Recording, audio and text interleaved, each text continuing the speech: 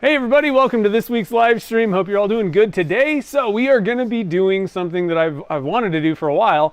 We're going to go for like a beach theme. I don't know if you guys have seen like the charcuterie boards where they have like kind of beach waves going on them. I thought let's try and make a pen blank that kind of looks like that. I don't know if this is going to work or not, but I think I think we'll get the idea hopefully. So it should be pretty fun today. We also have a giveaway to announce the winner for.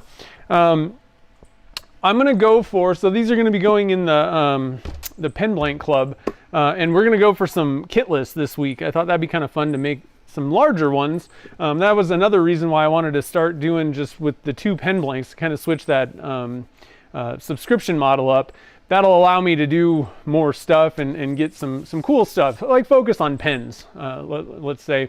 And the cool thing is, even if you don't really make kitless pens, if you wanted to do the bullseye kits, an 8.5 inch long blank is going to be a little bit easier to deal with. You don't have to worry about cutting or adding, gluing on little glue blocks or anything. You got plenty of blank. But if you do make the kitless blanks, then obviously you can make some with these. So I thought it'd be kind of fun to do that today. Summer's kind of starting to wrap up. In fact, it's like cold outside here. I think it's going to go back up into the 90s next week, but I mean, it's kind of cold today. Like it was like 62 or something like that outside. And I was like, oh, maybe I should wear some pants, which is nice. I kind of like it. But anyway, I thought, with summer wrapping up, let's have a pen that, reminds us of the nice warm temperatures as we head into the coldness. So anyway, I hope everybody's doing good today. I'm a little bummed out. Everybody is in SWAT, for the SWAT Symposium, and I really wanted to go to that this year. I was looking into it. The problem was I planned on going to Portland, then my knee thing happened, and I'm like, I can't do that. And then I wasn't even sure if I could actually get around at SWAT. I didn't know what was going to happen with my knee, so I kind of waited to the last minute, and things were so expensive that I was like, I can't do this. I'm gonna have to take a mortgage out just to go to a symposium. So hopefully if anybody's watching or checking in from SWAT, hopefully you're having fun. It looks like everybody's having a good time. That one's awesome. If you have a chance to get to SWAT, if you're in the area, or you can take a little vacation kind of thing, it's a pretty good symposium. And they've really opened it up. I remember, I don't know how many years ago, like the first one I went to, like they really didn't like pen turning. That was not a thing. But things have kind of changed a lot. I mean, resin turning, people are like, you do what? So this is, like a while ago, like 10 years ago or something like that. It was like taboo to turn anything but wood, and pens were seen as bad. But they've really opened things up. There's classes and things for pen turning. There's, definitely everybody at this point, I think, is pretty comfortable with resin turning. It's so popular.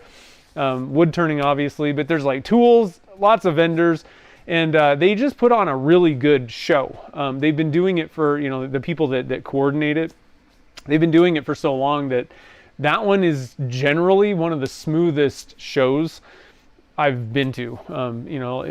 Not to say that many of them are bad. It's just they kind of have things down pat, and it's a pretty good event.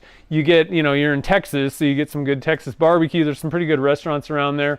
And for like spouses or people that don't want to, two things, people that don't want to go to the symposium, like spouses maybe, or after the fact, if you want to kind of, turn it into a vacation, Waco is actually a pretty cool place. The Dr. Pepper Museum is there.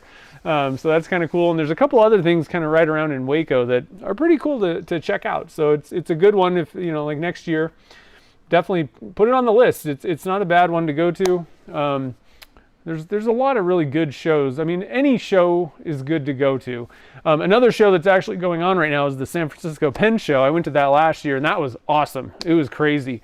If you ever get a chance, if you're into pens, if you get a chance to go to just a pen show, and this has nothing to do with turning. This is for like pen collectors and stuff like that. It's eye-opening. It's awesome. It's pretty cool. So anyway, a couple quick announcements. I got a new blank that dropped last week, and it's similar to the one that was recently done. So this one I'm calling Code Blue, and this one was made for police officers. This was actually, I think, the first one that I had somebody order. I was mentioning that for the Code Red ones, I think it was actually the police ones. And again, my thin blue lines, I stopped making those until I can figure out a better way to do it. But I thought this is pretty cool. It's got blue and black and then a little bit of white. I've switched up. The newer batches are using the Divine White. It's just a little bit brighter. So this one has the old white in it, and this one's got the new. These are a brand new one. So the white's going to kind of stick out just a little bit more, but I didn't want to like put a ton of it in there either. So just a little bit of white and then black and blue, and it's a really vibrant blue. I know this one's pretty dark on screen probably, but the blue is just killer in these things. I really like it. So anyway, that one's a new blank. And again, don't forget, sign up for the newsletter. Newsletter folks, the email newsletter people get kind of first dibs on new blanks, and they also get a discount for the first week. So, but here's a link to that. If you want to go and pick up some code blues. I may be a little bit low on inventory right at this moment, but obviously I'm making more. I think I only have one of the kitless size right now, but I'm going to be making more. So just kind of, if there's not enough, there will be more next week. So let's see here. I'm going to scroll up and see who got here first. I'm going to switch to this view. You can look at my pretty face. So it looks like Mike McEwen is I knew he was at SWAT. I hope he has fun. It's going to be a good one. And there's so many people that I haven't seen for so long. Dan over at Stainless Bottle Stoppers, the folks at Easy Wood Tools. I haven't seen Elise for a long time. She's there with Starry Night Resins. I don't know, tons of people. I can't even list everybody that's there. Curtis Seebeck. Frankly, I haven't seen the Turner's Warehouse crew for a little while either. So sounds like Mark's got a shingle gravel in the gutters. That's no fun. I just watched your I don't know, the Makers pod. I don't know what the name of the podcast is. Jake, Jamie, and all those guys. I just watched your podcast episode, so that was fun. Really nice shop. I like your shop. Let's see here. We got David Bingham, Ken Norwood. Let's see. Vinny's here. Jennifer's here. I'm doing pretty good today. Who else? Bruce. Sprague's here. Nice. And if I missed you, I apologize. I was just kind of scrolling through and checking it all out. So first things first, let's get the winner. So let me go grab the stuff. I almost forgot to show you guys what you're going to win. Where did I put it all? Yeah, this is it. Okay, so last week we did a closed-end pen. And for anybody that's kind of wasn't here last week, let's just say, didn't see. So Bullseye Turning Supply sent me some kits, and they asked if I wanted a discount code, they'd send me some kits so I can make some pens with their kits. And then also I was like, hey, could you send some extras so we can do a giveaway? And they were like, yeah, that sounds good. So these are closed end, and as you can see, doesn't look like there's a kit here, right? So that's pretty cool. It's basically just the components to make it, and they have fountain pen and rollerball. I just want to make sure everybody knows that. They sent me fountain pens for all the kits, but so basically you get the hardware, the thing that holds the nib, so your section and all that stuff, but all the stuff. You glue in a component into the body. So this is kind of a metal component that gets glued into the body side, and obviously that holds your nib. And then you get the threads for the cap. And it's a pretty awesome way to kind of bridge the gap between, I know a lot of people are kind of a little bit maybe intimidated or don't really have the budget to buy a bunch of taps and dies. This is a pretty cool way to go because, frankly, that's like a bespoke pen. And there's really no kit components. I say that lightly when I say that, these are kits. They're really just the thread components in a way to hold your nib, which you would have anyway for the most part. The only thing is on a full bespoke pen, you would have your, section you would make, but it's pretty cool. And they're made in the USA, all that good stuff. And we were going for an Olympics flag kind of look. And I think that this is a pretty good blank. I don't know. mean, it's maybe not exactly, I was maybe going for like, I don't know, it nailed the kind of thin, I was going for kind of a thin thing. There was a little bit of color bleed maybe in these. Maybe if I waited a little bit longer before pouring, I would get thinner striping, but it's hard, it's liquid, and you're pouring stuff on top of, you know, liquids. But I'm pretty happy with it. It does well for me, and I'm pretty critical about my own stuff. So I'm pretty happy with that. So anyway, we got, let's see here, I'm missing something. Here is what we got going on here. So for the giveaway, they have two different kits. One of them is a little bit larger than the other. I'm missing a kit though. Where the heck did that go? Shoot. I lost one of the giveaway kits. Might be in here. 1, 2. I think it's one of these guys. Oh, Artemis. There it is, Artemis.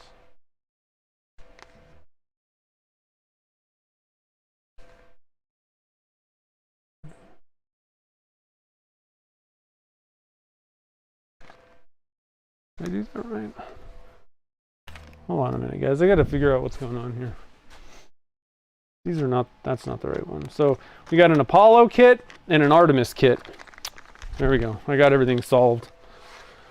And I just need to double check and make sure that the ink cartridge thing is in there also. I think I got an extra one sitting over there. All right, so like I said, they have two different kits. One's called Apollo, one's called Artemis. They look similar, but one of them is a little bit smaller. The Apollo is the smaller one. So I just want to kind of show you guys. This will give you a good example.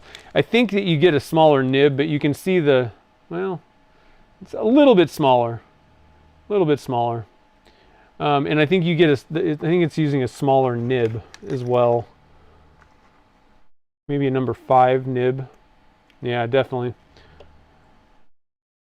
So you got a little bit smaller nib on the Apollo versus the Artemis is the larger one. But they're really, really nice. I turned one of these a while ago, kind of when they first came out, and they've made some improvements. This kit turned well. You know, like it was a fun project, and not too difficult or anything. Now you will need mandrels because it is a closed end pen. You got to figure out a way to, you know, mount it. You're not going to be using bushings because you don't want to drill all the way through. So they sent the mandrels as well. Is this the right one? Artemis. All right. And so you would grab onto your mandrel. You can use a 4-jaw chuck if you want. I think I said 3-jaw last time. Nobody has that in wood turning. But you can use like a chuck. The best way to go is if you have a collet chuck. That's really the best way to go. But you can get away with if you have a 4-jaw. And if you are thinking about getting into kitless pen making, I'd recommend getting a collet chuck anyway. But it's pretty fun. It's a pretty fun way to go. So anyway, let's do the giveaway. So the way that you got entered was you left a comment on the last live stream replay. So we're going to pull that up, and what happens is the code word, you'll also get some stickers as well. Let me make sure that there's ink. There's an ink in there. There's an ink in there. Okay. Just wanted to make sure. Get a sticker, get a business card, all the goodies for the giveaway. So we're going to do one giveaway winner. And one other thing, real before we even start and begin, my computer, I don't know, it's been making all kinds of weird noises. I think basically my graphics card, fan, whatever, something is going out. And so I actually have a new computer that I need to set up. And it's going to be, it's going to take a little while. So the streams might look a little bit slightly different down the road, maybe. I'm not sure how everything's going to go, if I'm going to use the same streaming software or not. There's other options, and I'm switching from a Windows machine to a Mac Mini. So anyway, what I want to say though is if the stream just shuts off, my computer probably blew up, my current one. So just to let you know what's going on. That's what happened probably. So let's see here. Matt Winkle, welcome to the stream. Let's see here. Creative Maker's Pocket. That's what it's called. I couldn't think of the name. Kimberly's taking a break between pour layers. Nice. I like that. Can you show what a collet chuck looks like? Sure. Yeah. I'll show you, you know, just in case. I don't want to assume anything here. I'll pull a regular 4-jaw chuck also. Oh, try and get my collet chuck off. I'm a little bit disappointed. I actually looked up, collet chucks are not cheap anymore. You used to be able to get them for pretty cheap, but they're a little bit more expensive nowadays, but they are great. So what it is the collet itself is this metal thing, and the beauty of these, when you're trying to hold something round, you've got a ton of connection points or whatever, holding points. And that's why even if you're not really thinking about getting into kitless pens or even these, if you drill your round blanks on your lathe, a collet chuck is the best way to hold a round blank for sure. You're not going to get spin and all that junk. So anyway, the collet holds your, whatever it is, and you have to get different sizes of these. But what you do is you just pop this guy into the nut. This will be on your headstock side, and then you just tighten it down, and it's a solid grip on a round, mandrel of whatever round piece of stock or whatever, or mandrel.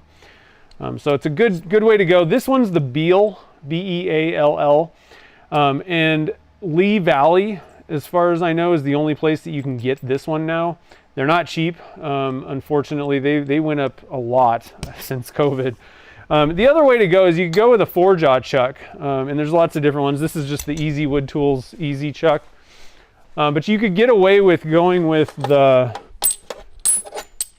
let me get my little tool to take this apart real quick. You're not going to be using the jaws that I have in there.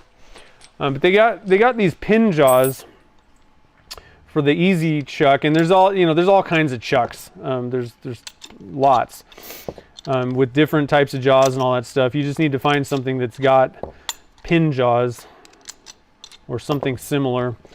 But the reason I like the Easy Wood Tools one is the jaws are so easy to take off and switch out. But I think this would work. Actually, there's a lot of reasons I like the Easy Chuck. Does this go down small enough? Ooh. Oh, dang it.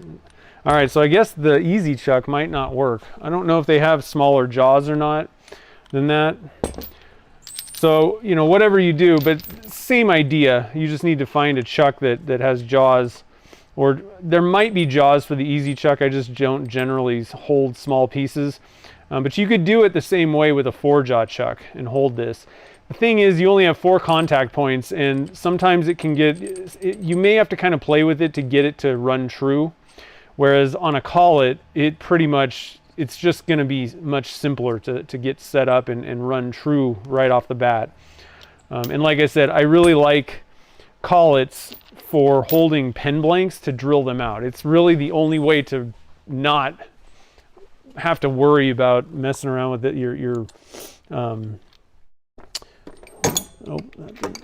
Here's another chuck, actually. This one definitely will work. I need to go get the doohickey for it, the chuck thing. So this one's a PSI, Penn State. So this is how I used to hold square blanks, and I would even hold round blanks in it, but this one will definitely hold this, yeah.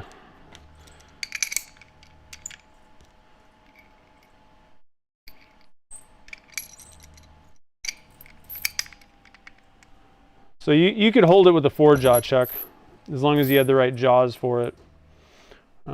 So anyway, and there's, like I said, there's all kinds of different ones. A good chuck system, if you're looking for one, I'm not sure if they have the right jaws for this or not, but the record power chucks are excellent.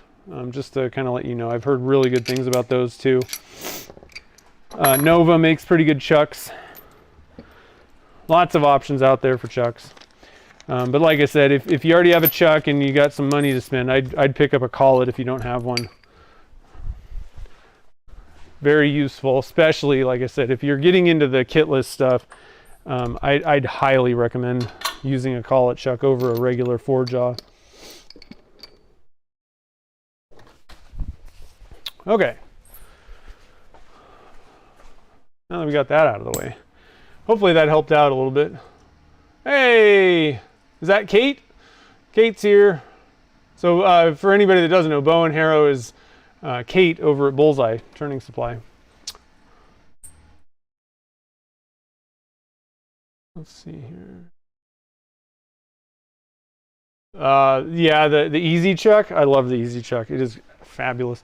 One of my problems, the reason I have that, Easy Wood Tools actually sent that to me, and I asked Chris, because I've been using a Nova, and I asked Chris over at Easy Wood Tools, I'm like, so the problem I have with Nova chucks is to tighten the jaws, you have to, it's reverse, like you're loosening it with the chuck key thing, and it just it aggravated me. I'm like, so I finally asked Chris, I'm like, does the Easy Chuck, when you're tightening it, are you righty-tighty to make the jaws tighten?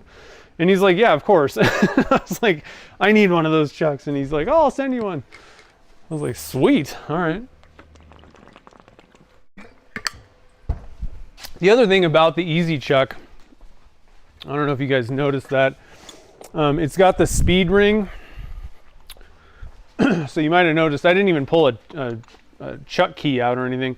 It's got this speed ring, so you can pretty much one-handed get things kind of set in your jaws. You saw I was kind of having problems holding that chuck, and I realized that I was holding the chuck too. It wouldn't have been, if it was on the lathe, I wouldn't have to hold the chuck. But you still have two things going on, whereas like, I don't know, it's just a handy thing. You don't need this on a chuck, but it sure makes things nice. To just get things kind of set, then you pull your key out, tighten it down, and you're good to go. So good chuck. I think I'm pretty sure they're like made in America and everything. All right, so let's do a giveaway, guys. So here's what we got going on. All right, we're gonna switch over to this other, let's see here, to the desktop view. And as you can see, what I've done is, this is the thing that I use. So what we're doing is I had you guys put a comment, on that last video, and then add the word bullseye. All right, and basically what this little thing does, that this web page, this link that's in the middle here. Can you see the? Let's see here. There we go. So this link is the link to the video, and what this is, excuse me, what this is going to do is it's going to pull the comments. I'm going to tell it to pull one. We're going to put a filter on. It's not anything. We're going to use a keyword filter. The keyword is bullseye. I don't know. I don't think capitals or whatever matter. I think it's going to do either. We're not going to include replies because pretty much all the replies were me. And then we're going to hit continue. So it's loaded 24 comments, and I did double check to make sure that that is the correct number of comments. I already did I didn't pick a winner already, but I did do this just to make sure I knew. This thing is so easy, I always forget. But so anyway, we are going to pick a winner right now. So are you guys ready to pick a winner? Because I'm ready to pick a winner, so I'm going to hit it. All right, so 3, 2, 1. Kim Thomas won. Oh my God. She's going to freak out. I don't know if she's here. I think she had to leave. So Kim, way to go. Winning the giveaway. So I think she's going to watch back a little bit later. But we are going to, let's see here. I'm going to switch back to this view. But for Kim, make sure to get a hold of me. I don't know that I have your address and all that stuff. I might. I'm not sure. Just to make sure, email me your address and I'll get these kits and mandrels sent out. So big thank you to Bullseye Turning Supply for hooking us up with some kits for a giveaway. I still have 3 more of the kits, 1 more Artemis and a couple more Apollos. So coming down the road, I might actually just go for, actually I'm pretty sure I'm just going to go for one of these beach blanks we're going to make a pen out of, so it should be pretty fun. So anyway, congratulations, Kim. She was like, oh, are you going to be able to send them across the pond? And I was like, yeah, whatever. It's cool. So. Finished product account, that's right. That's cool. Sweet. So, you were gifted a one-way chuck. One-way chucks are good too. Yeah. Honestly, there are very few chucks. Unless you buy some random thing that has no name or anything like that on Amazon, like that's where I would say that's probably going to be kind of a junky chuck. But if you get something that's, you bought it at a place where they sell turning supplies, Woodcraft, Rockler, Turner's Warehouse, what's it called? Craft Supplies USA, Penn State, any of those places, if you get a chuck from them, it'll work. There's varying levels of how good they are and all that stuff, but for the most part, they all work. So, Harvey, what's up, man? Welcome to the stream. Let's see here. Yeah, Vinny, I'm telling you, I know it sounds really stupid that it's like reversed, but every single time I would do it the wrong way because I'm used to tightening things right-handed, and it just I was like, I'm done with this. I can't handle these things. Nova chucks are good. I would actually say that that's probably the best product that Nova makes. They've always been really good, but I'm like, I can't handle this. And then they had kind of a quick disconnect jaw system thing, but you had to like they were like numbered and all this stuff, and it just like, frankly, with those, there's no numbers. You can slam whatever jaw in any position on that chuck, which also eliminates one little stupid thing, not something that, not a big deal. Every other chuck kind of is like that, but it's just very unique, the easy chuck. It's not cheap. I'm not going to say it's cheap. It's pretty expensive chuck, but it's very good. So let's see here. Ann's here too. Nice. All right, so let's get started here. I'm going to put these kits. I don't know if you guys can hear that thing squeaking behind me. There's a bearing that's going out on that. I think it's on my graphics card. The thing is, I've needed to change the computer out that I stream with for years at this point. I don't have any USB 3.0 slots on that thing, which really kind of sucks for video because something's broken on the motherboard of that computer. So like, I'm going to have to completely replace the entire motherboard on that computer, which it's just a Windows machine. I like Macs personally. Casey Martin actually built that computer. So it's a pretty decent computer, but I'm missing like the key component. The USB 3.1, it really severely is problematic actually to plug cameras into. Luckily, I also have some HDMI ins, but it's a mess. So I'm gonna use a Mac Mini. I think I might switch to StreamYard possibly. There's a couple other streaming service things. I'm looking to hopefully go for free. OBS is great and it's free. I'm just not entirely certain if it works, how well it works on a Mac necessarily. I haven't tried it. And it's very complicated. If you want to do something different, it's kind of a complicated process. Whereas there's these new streaming things that are just like plug and play. Plus, you don't have to have a really good computer anymore. If you're using StreamYard, you're just sending a signal up to their servers and they're doing all the processing on their servers. So it makes things a little bit easier. I don't have to worry so much. Although a Mac Mini at this point, I think would probably work pretty well. So anyway, let's switch to the overhead. So just again, what we're going to be doing is we're going to make some beach themed blanks. And so, kind of like the charcuterie boards and like the resin art kind of things where you see like kind of beach waves. I don't think we're going to get like waves and all that kind of stuff. I don't even think I'm going to mess with trying to go with any white, because I think that might kind of screw things up in a pen blank. White is so much heavier that you're not gonna, like if you're making a charcuterie board, it's flat. You're using a super thin, amount of resin on the top, and then what you do is you use like a hair dryer or like a heat gun with a blower on it, and you kind of blow the resin around. Well, you can get it to where it looks like the foamy waves on a beach by kind of doing that. Well, you can't really do that just dumping resin into a tube. So I'm not even going to mess with white. I just think it's going to not work so well. I mean, I could try it, but I don't have a whole lot of confidence in it.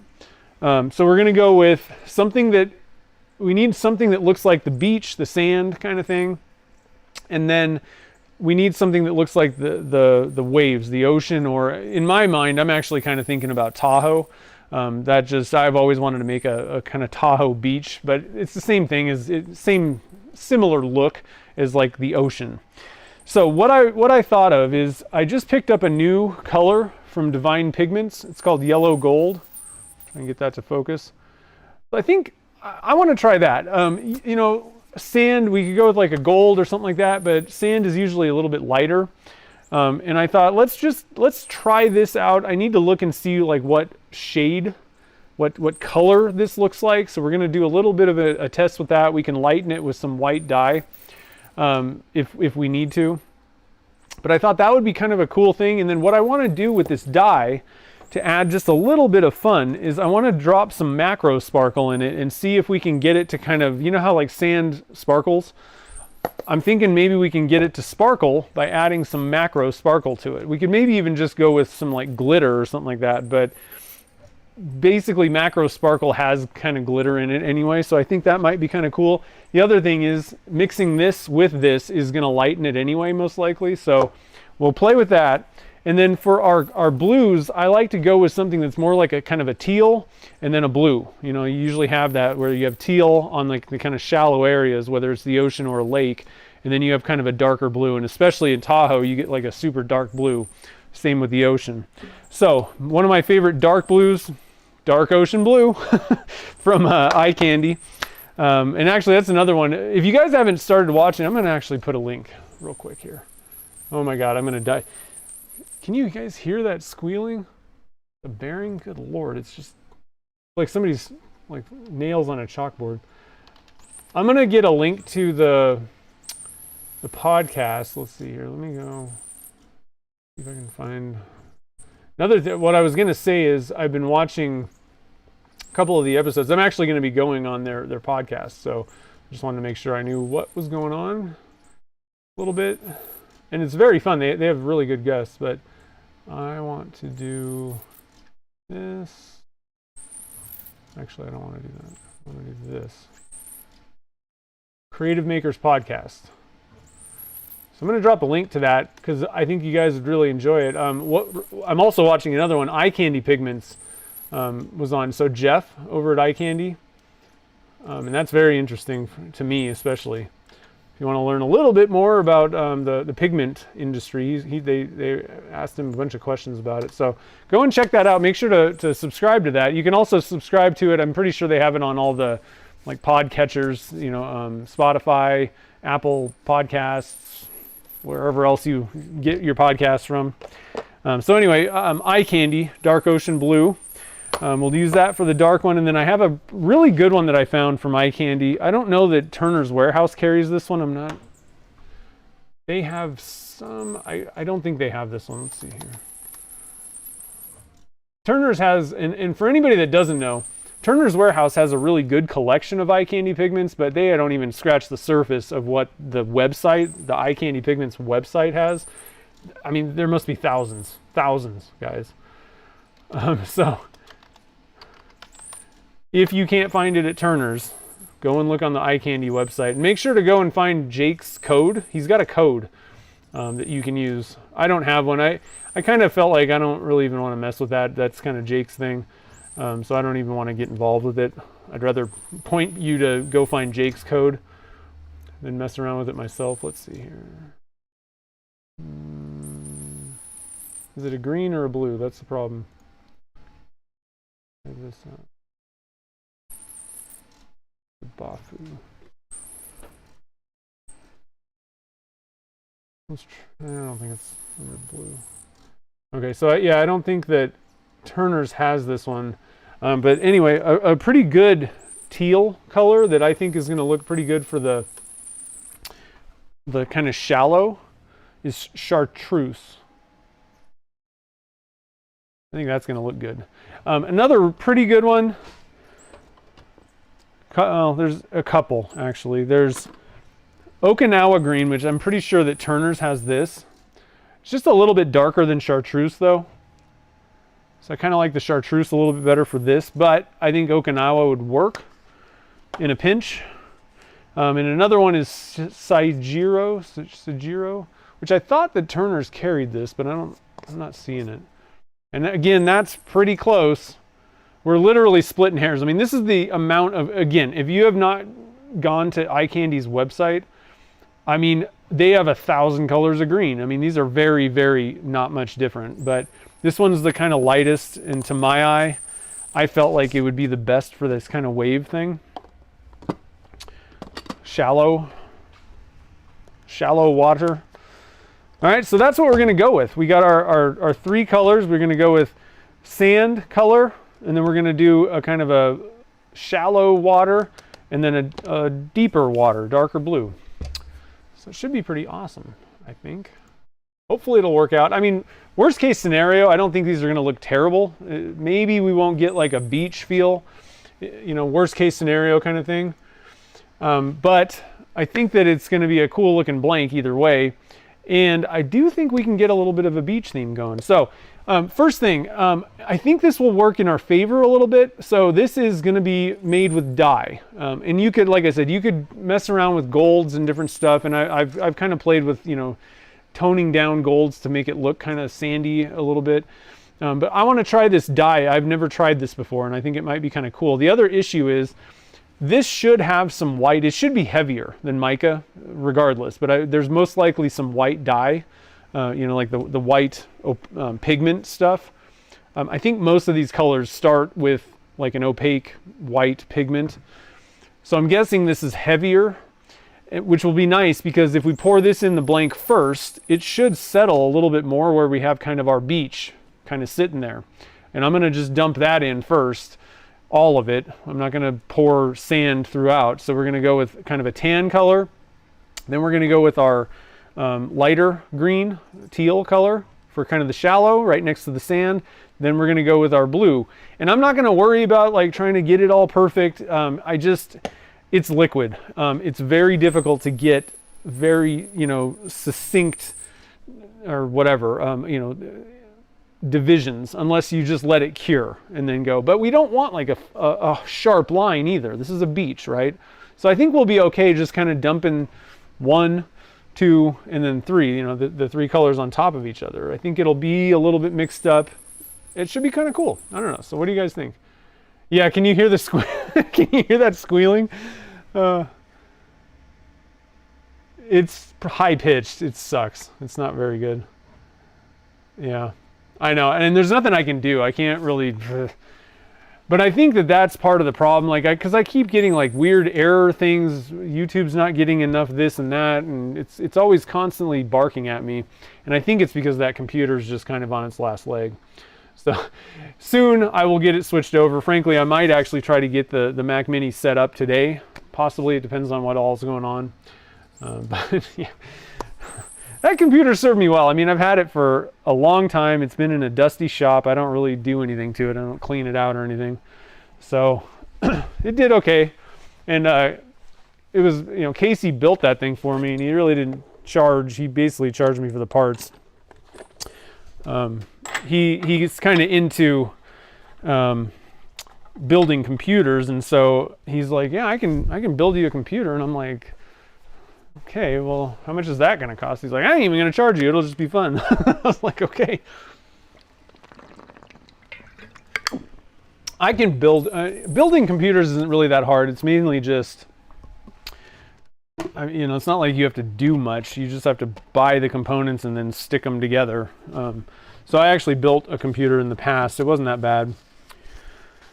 But since he had more experience, I'd only done it once. I was like, okay. And it worked pretty good, but like I said, I don't know what happened, but the USB 3.1 or 3 whatever, 3 USB 3 bus or whatever you call it on the motherboard has been broken, like I think maybe since forever. I don't know, something happened to it. So first things first, let's, oh shoot, I need to fill my resin jugs.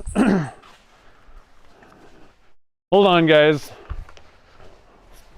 I wish I had some elevator music to play.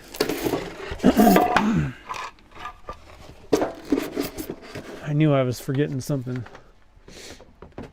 All right, so I'm gonna go over. I buy the Alumilite Clear Slow in 10-gallon jugs, and then I just put it into the 1 gallons to pour with. And we ran into a time where I have to fill it, so that's exciting. Luckily, it's not cold. Like when it's really cold in the shop in the winter, I mean, it doesn't ever get really cold, but because we heat it. But when it's colder, the part B just takes forever to fill up. So luckily, it's pretty warm in the shop. The resin's flowing all right.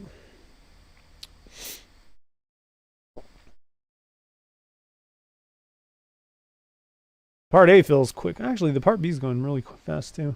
This is also pretty new resin.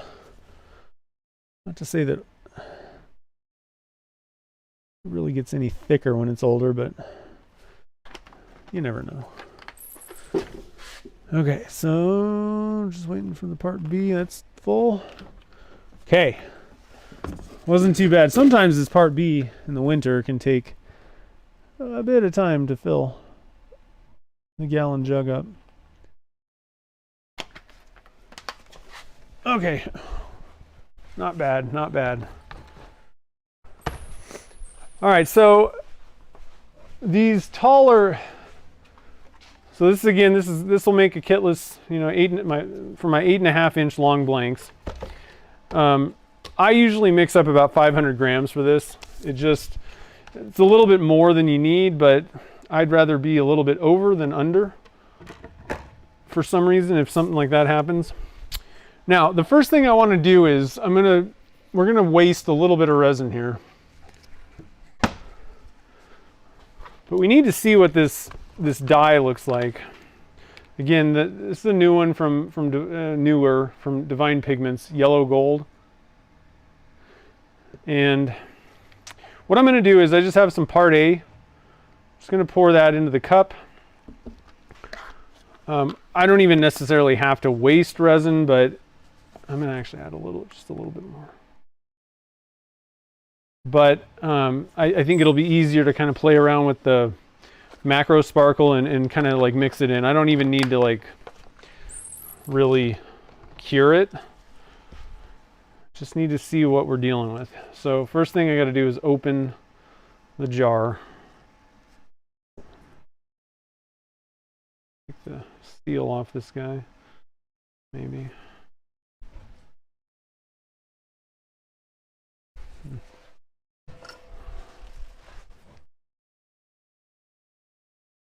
I'm just going to use a knife real quick. Seems to go a little faster.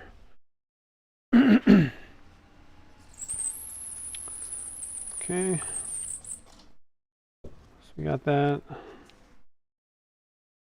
Wipe the knife off a little bit. I'm actually going to use a little bit of acetone just to make sure all that dye gets off my knife, because I tend to, this is pretty much what I use to open things, resins and dyes and stuff. I don't want to cross-contaminate with some other dye. All right, so again, with these pigment-based liquid pigments, you want to shake it up. So I'm shaking it right now.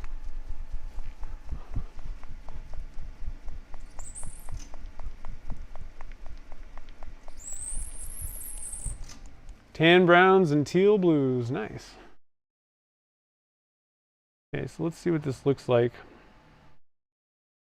I'm gonna add like 2 drops. That should be plenty to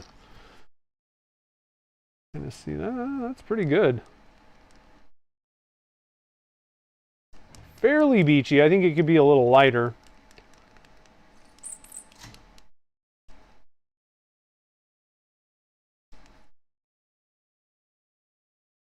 But that's not too bad, really. To, you know, like as a starting point. A lot of times when you're trying to find colors, like get a certain color, you know, a lot of times having the right starting point can help a lot. You know? So we got that. Now, I want to add a little bit of macro sparkle to this and see what that does. I'm hoping that it'll lighten it a bit. So we're gonna kind of sneak up on it. Because it is white, I'm hoping that maybe it'll lighten a little bit. But I want a little bit of spark. Oh yeah, that's great. Look at that. That is beachy. We got our sparkle. And I probably don't need to put a ton of macro sparkle in, but that's doing what I want. Now, it's not exactly making it lighter because we don't want to add so much of this macro sparkle. I think if you were just adding like a white pearl mica, you would get that lightening effect. So instead what we're going to do is we're going to try adding a little bit of white dye to lighten things up. And again, I'm going to shake this thing up. So we added 2 drops of the yellow, what is this stuff? Yellow gold. So I'm going to add 1 drop of white. So that would be similar, you know, this isn't perfectly, you know, matched up, but this would be about a 2-to-1 ratio. Doesn't even seem like it's doing anything. Oh, there, yeah, okay. Oh, there we go. These cups have a little, ooh, that's looking pretty good right there. I mean, I think that's pretty beachy. That's looking pretty good. It's actually lightening more. Problem is, there's the bottom of these cups have like little, I should have used the other one. It's got like little weird indentations and weird stuff, and sometimes it's hard to kind of mix up dyes. You got to really scrape, especially when you're dealing with just like 1 drop of, you know, you got to scrape all the little bits off to make sure. But that's looking pretty good to me, to my eyes. I mean, I don't know. I think we can go to like whatever we're doing. And this is the big thing, is if you're trying to get, especially if you're mixing dyes together, you need to know what the ratio, like 2-to-1, 3-to-1, 10-to-1, you need to know that ratio. And then, you know, you also kind of need to know, well, what I was going to say is, as long as you know what the ratio is between the 2 colors, or however many colors you have to mix together, then all you have to do is, in a clear base resin, just put enough of it in to be satisfied with the opacity, you know. So you just need to know that ratio. But that, to me, is looking great. Pretty darn good. I don't know that messing with it anymore is going to make it any better. And it's simple. That's the other thing. So let's see here. Just making sure I'm not missing any. Okay, I'm not missing anything. Is Lelia here? Lelia's here. What's up? All right, so we got our dye color. We got, and we don't need to worry about that with these guys. Let's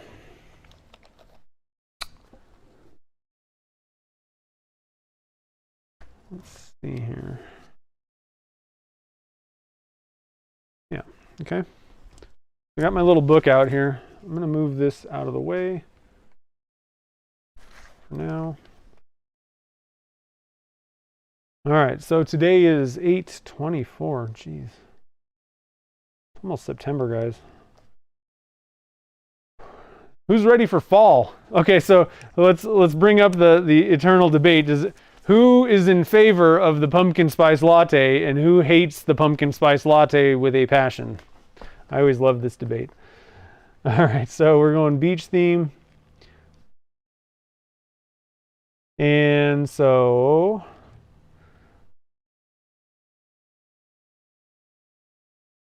I think we're just going to do both the same. I think I'll do 2 batches, but we're just going to do them basically exactly the same.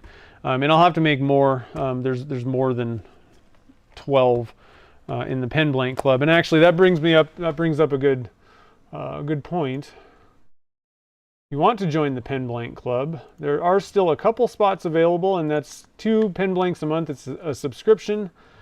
And you get, basically you get access to the blanks that we make on the stream for the most part. Most of these they're not available anywhere else. Now, some of these, like if this turns out really cool, down the road sometime I might add it to my inventory, but for this first batch, like this is the only way to get the blanks that we make on the stream is through the Pen Blank Club.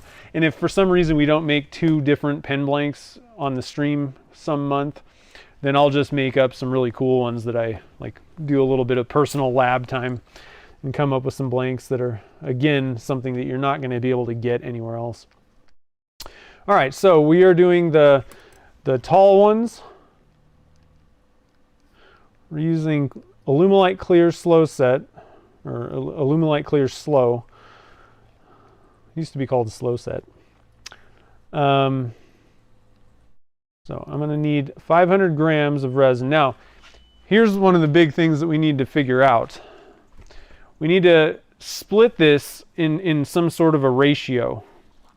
And I'm probably guessing, I mean, the easiest way is to split it into thirds, and you'll have, you know, some beige, some teal, and some blue. But if you wanted to kind of change things up, you know, a lot of times you'll have, I don't know if you guys you can't really see, but you know, you'd have like a lake or an ocean, and a lot of it's actually the darker blue, whereas you don't have as much of the teal. So if you really wanted to, you could kind of play around with the ratios. How much of each color are you actually dumping in? The other thing to keep in mind though is you don't want to go too thin on, you know, let's say that we did like a third beach color. You don't want to put like a very tiny amount of the teal for the you know, for the shallow kind of water, because then you're going to dump blue on top of that, the dark blue on top of that, and it may just kind of totally wash out. So you still kind of need to have a good, you know, a decent amount of the teal so that the blue doesn't just dump right through. So I think I'm just going to go for thirds. I think that's the easiest way to go. And the cool thing is, you know, with this, the way that we're doing this, I'm literally just going to pick up, you know, the cup that we've mixed with the yellow gold, dump it all the way in. I have to try to get it, you know, about even. And if you really want to, you might notice that I have lines on these molds. That's why I like these kind of semi-translucent molds. If you backlight it, you can actually nail, you know, a third. So we might do no light on one. I don't know how good I can make it look on camera. If I can really get a camera in to show you, well, I might be able to show you. On this first one, I'm just going to kind of wing it and try to look down in there and sort of get it about a third. But I do think that the best way, if you really want to just make sure that, you know, you've gotten a third, use a mold if you can use one. PVC pipes would be even easier. You can see through those usually. And put a mark on it so that you're just filling to a line. That way you don't like run out of resin, you know, by the 6th one. So I think it's easier to do it that way. So let's see here, 500 divided by 3. We're looking at about 165 in each one. So we have kind of a sand color. So we are going to go with, let me look at some numbers here. 165. Maybe like almost a gram. I'm going to go for almost a gram total of the pigment color, and then we're doing a 2-to-1 yellow gold to divine white. Who was that? Tim Costello.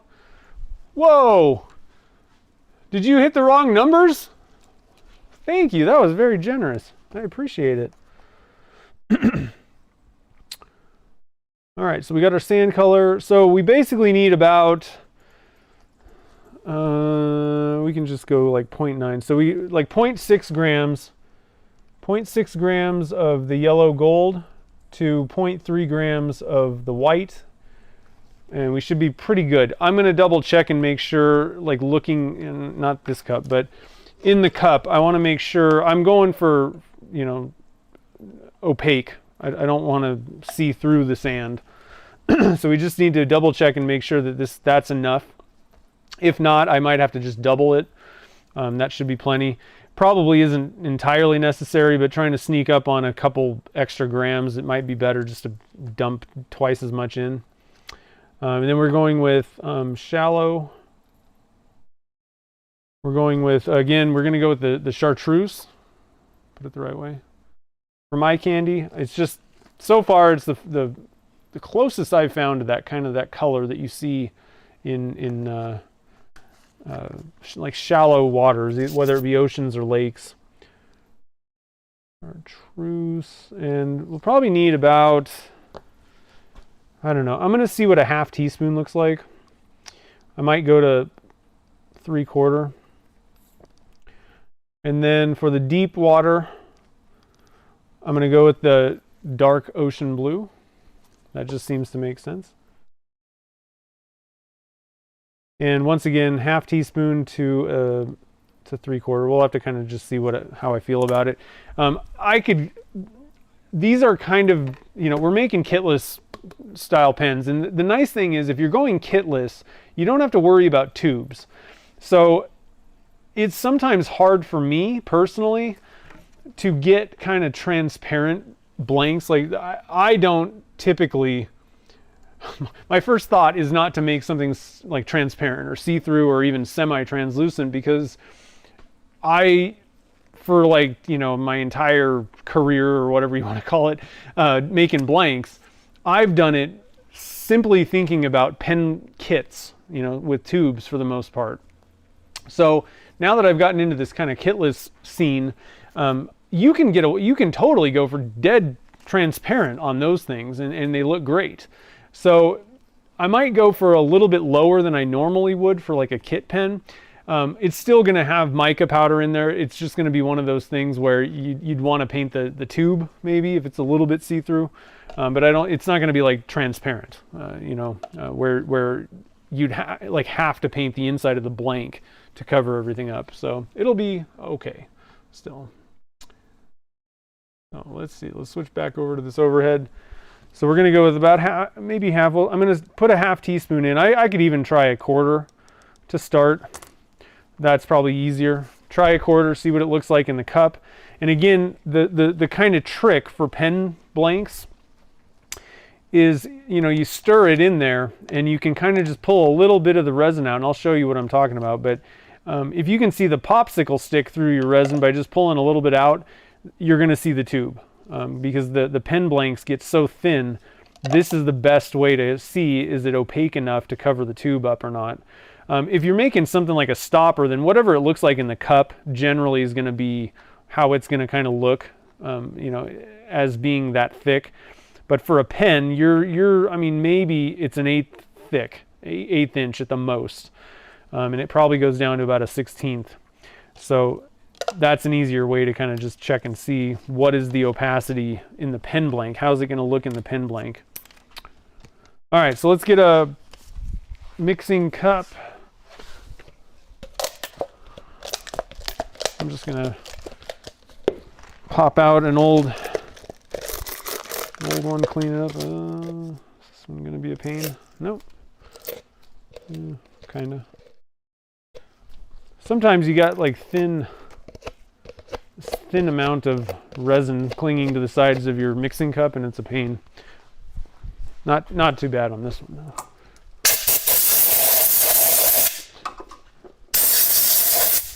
I just like to blow the cup out to try and get any little bits of dried resin, cured resin out before I start. Okay, so let's get a couple cups. I think I'm just going to go with, there's a couple different ways you can go. It's cooler in the shop, and I think 1/3, let's see, how much is this going to be? 160. So a lot of times I'll use a mixing cup like this, a big one, and then you know, we're going for like equal amounts of resin. And then use actually 3 totally different cups, but you can also just use the mixing cup as the third. The thing is, the resin's gonna heat up a little bit faster in these two compared to this one. So what I'm gonna do is I'm just gonna pour the, I think I'm gonna pour the dark blue in this one because it's gonna be the last that I pour, so that should kind of balance the temperatures out. And then these two are gonna be, the reason being that the resin's kind of in a tighter pocket. It's not as spread out. So kind of think about if you just poured the same amount of resin over a tabletop and it's a super thin layer spread across the table, it's going to take way longer for that stuff to heat up than if it was in a cup, right? So, and even just a little bit wider cup, this one's going to heat up slower than this one with the same amount of resin in it. So sometimes you need to think about that when you're prepping and getting things ready for your pour.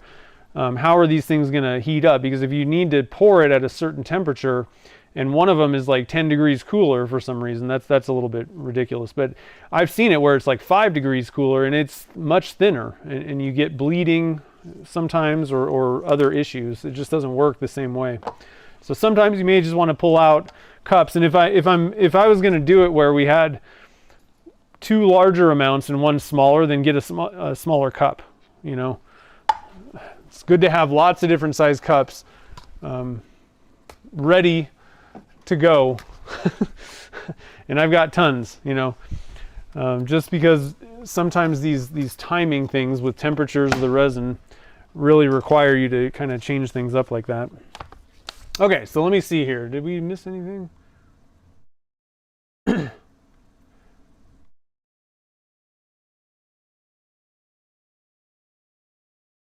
All right, so nobody missed anything.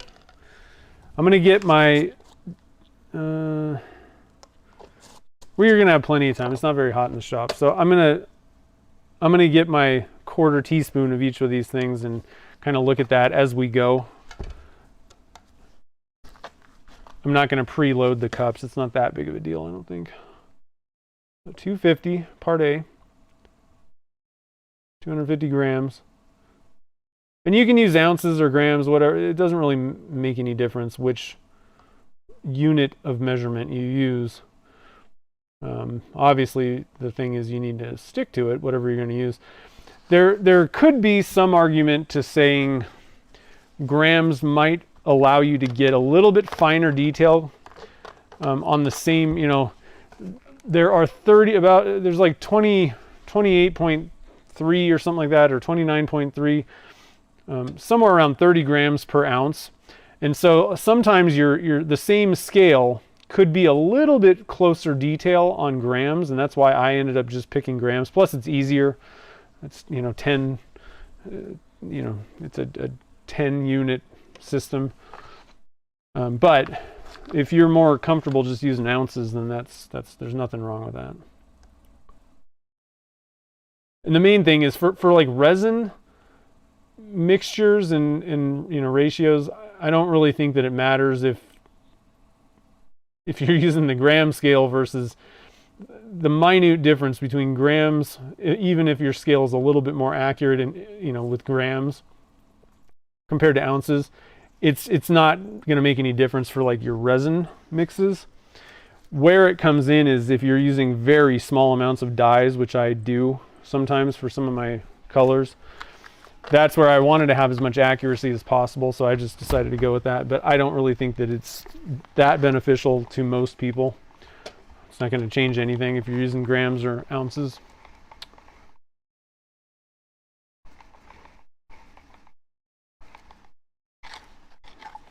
All right, so if you're mixing up resin, you want to make sure that you're scraping all the sides. I haven't mentioned this for a while. I just assume everybody knows at this point, but you know, if you're new to resin casting, you need to make sure that you're really like over accentuating.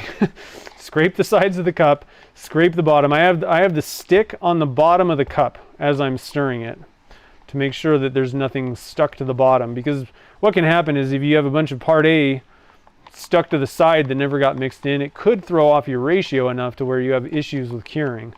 So you always want to measure properly as accurately as possible. You know, this is a 1-to-1 ratio by weight, not volume, for Alumilite Clear Slow. I guess the first thing is make sure you know for sure. Read the bottle, read the instructions of the resin that you've got on hand, and make sure that, you know, if it says by volume, you do it by volume using a measuring cup rather than a scale. If it says by weight, then you have to use a scale. You can't just kind of say, well, there's equal parts. They're made to do that. And the reason for that is the part A can actually weigh more or less than the part B.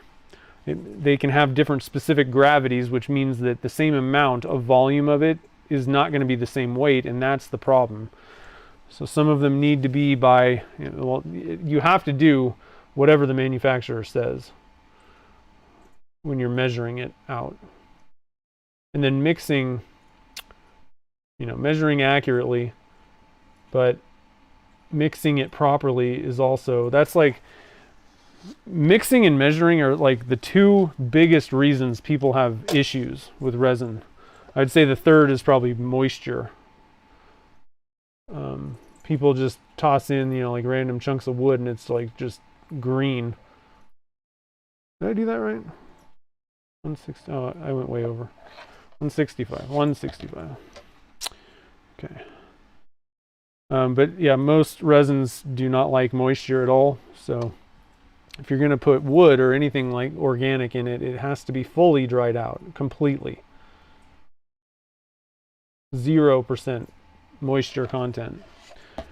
Okay, so we got our 2 cups there. We're going to put the dark blue in this one. I'm going to measure out my dyes first real quick. I'm going to close this off and I'm going to shake it up again just to make sure. It's been kind of sitting there for a minute. Uh-oh, that didn't sound good. Something sounded like it broke in the computer. Are we still live? Let me know if you're live or not. Oh, I guess it's still going. Wow.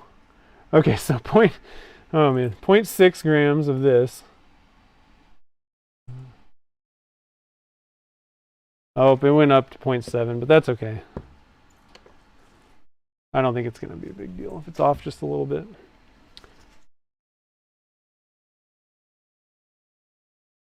These ones, this type of cap or whatever on dye bottles is much harder for me to get, like,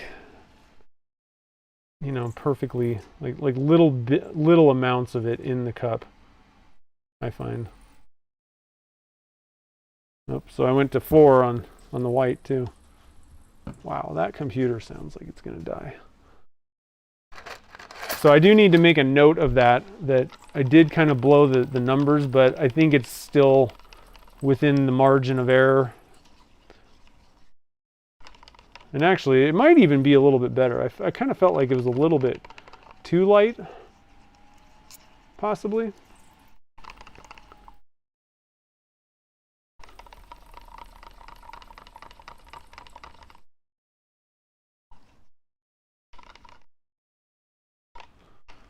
Let me look at the different, yeah. I'm gonna add like 1 more drop of white in here because I do kind of, well, first things first, let me add the macro sparkle. And what we're gonna do is,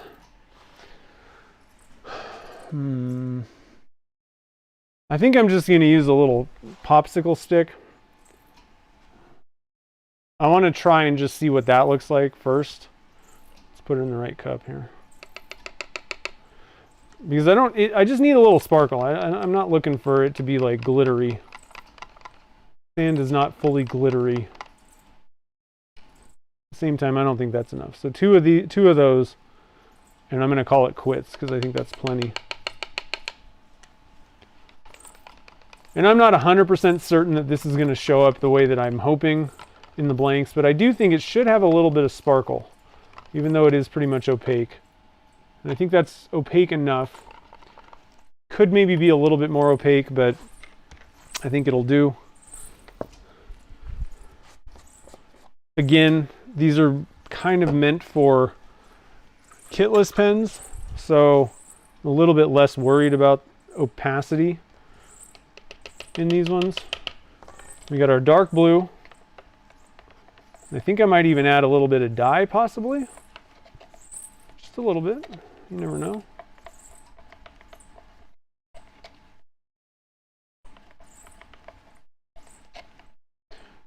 So a 1/4 teaspoon, I would say that that's plenty dark. That's all we need in these, or plenty opaque, I should say. And then we got our chartreuse. And some mica powders are a little bit like the same amount, like, you know, the 1/4 teaspoon thing. This chartreuse might be a little bit more see-through than the dark blue, dark ocean blue. So that's something to keep in mind. They're not always like one 1/4 teaspoon for every single mica on the planet is not necessarily going to give you the same opacity. See, that one seems to be a lot more translucent.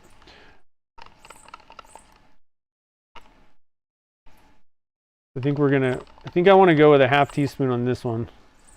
But the 1/4 is fine on the dark blue.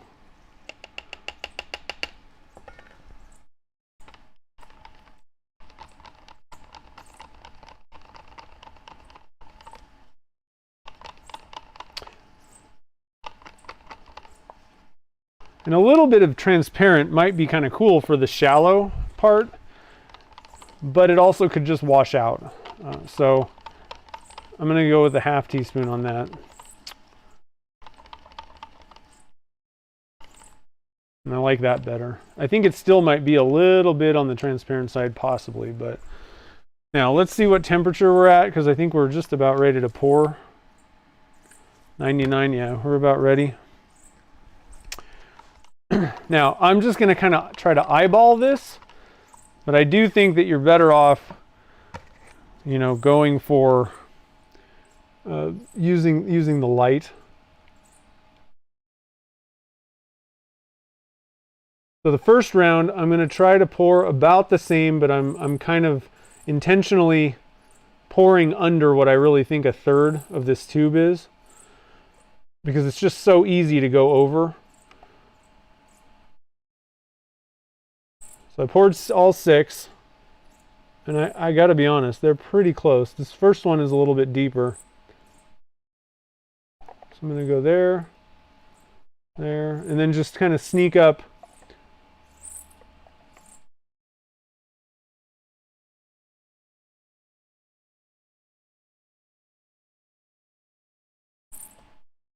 Okay, not bad actually. That worked out pretty darn good, I think. I mean, they're definitely not even, but I think they're within a tolerance level. The same thing goes for this.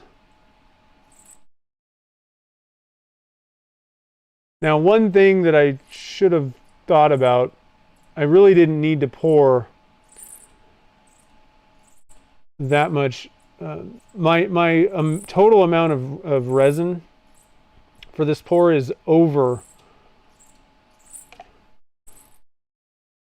more than this mold even holds. So I'm going to have a little bit of that left. So we're going to, in reality, we're going to actually have a little bit less of the chartreuse. And then I'm going to try to pour kind of lightly with the blue. I mean, it's still going to kind of mix around and do some stuff. We're not going to get like these defined layers, probably. I am definitely not going to be stirring this up, but it is going to get stirred up a little bit. And another thing that you can do is kind of let it run down the side a little bit. If you can. It's kind of hard. It's 3/4 inch tubes. So. And I'm not that concerned. We got 3 colors in. You know, these don't need to be a perfect third. One of them's a little bit different than whatever. It's a shallow part of the beach. Less beach. But if you are a little bit concerned or really want to get everything, like really have the same amount of resin, then you're probably going to want to use some sort of a system to divide up the resin. The other thing is I also kind of lop off the tops of these. So what I can do is I can kind of take more off the bottom when I cut them. So that's just one other little thing I can do kind of after the fact. But next time I'm going to actually mix up a little bit less of that sand color so that I don't overdo it. Having those marks on your mold, if you can do it that way, like I said, whether you're using a semi-translucent mold or, you know, PVC pipes work just fine too, and clear PVC pipes. So we'll get some air in there. I got a little mold here that we can add our,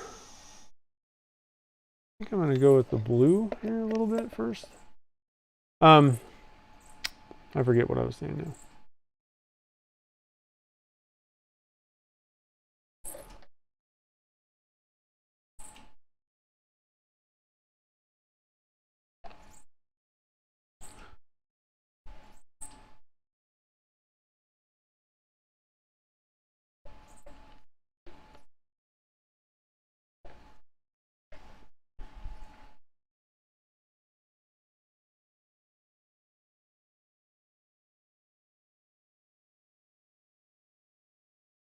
All right, so 500 grams is really significantly more than those molds hold. So that'll tell you, you know, we can drop this down, especially if you're going to use the mixing cup. Couple of quick notes here. So on this next round, this is why I think don't worry about your first attempt pouring like a new batch of blanks or whatever. You're going to do it once, and then you're going to probably find a handful of things that you're like, okay, next time I need to do this differently. And that happens all the time. You know, you can do your best to try to, you know, think of everything ahead of time, but you're not gonna, most likely.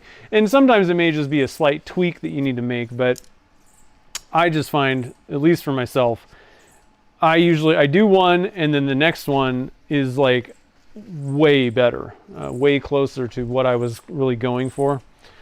And then I still might even make some tweaks, you know, then you have to kind of wait for the blanks, turn them down and see what happened. You know, but even just doing one pour, there's definitely things that I can change about this that'll make things go a little bit better. So let's see here. Get all this stuff kind of cleaned up real quick. That's not working. The nice thing is we don't have to worry about mixing things. I see no point in stirring it up or anything like that. That glove's got a hole in the thumb. I don't know how that could, I mean, you could do that, I guess, but I don't know if that's not what we're going for, really. That kind of look.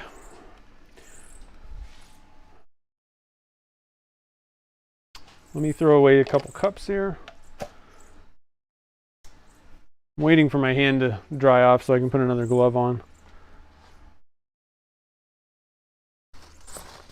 You don't want to get resin. I gotta just put new gloves on. You don't want to get resin all over your hands. If it does happen, Alumilite's got a great product to clean your hands off called Resin Remover. This will be better. Don't use like a solvent like acetone or denatured alcohol to try and get resin off your fingers. What that's going to do is it's going to break it down. It's going to be a solvent basically, and you know, thin it out, and then the resin and that chemical can get in your hands at that point. This stuff is safe for skin. The other way to go is just go and wash your hands with soap and water. But what you don't want to do is thin out the resin and then get that chemical to break your skin barrier. That's the worst thing you can do. So keep the solvents off your fingers or skin of any kind. So let's see. Stephen asked, do you use any special cups? Seem to lose a lot of resin on their reinforcements. The best way to go is to use the paint mixing cups, because there's not going to have any ribs or any of that kind of stuff on them. They're going to be the smoothest ones, and they make pint size So I do use these sometimes. Obviously, you guys don't see me using them on the stream like pretty much ever. I use those for very specific things that have nothing to do with what I do on the stream. But I guess the important part is it is something resin casting related. So some cups for whatever you're doing might work better than others. I do try to find smooth cups. These ones I get at Costco. They're called Chinette. This is a 10-ounce cup. Pretty smooth walls.